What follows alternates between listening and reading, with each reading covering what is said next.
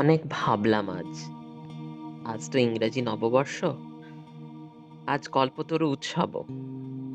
কি চাওয়া যায়? সত্যি বলতে চাইতে লজ্জাই হলো। না চাইতেই তো বড্ড বেশি পেয়ে গেছি।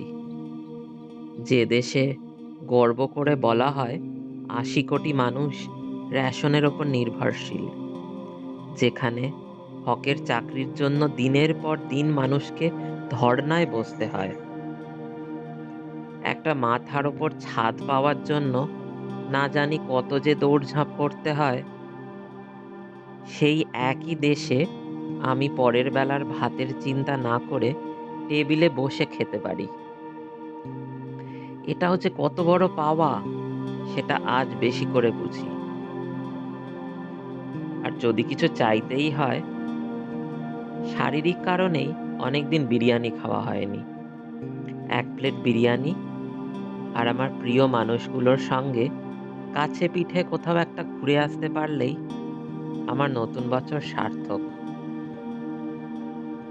পৃথিবীর সকল মানুষ সুস্থ থাকুক, মানসিক ও শারীরিকভাবে।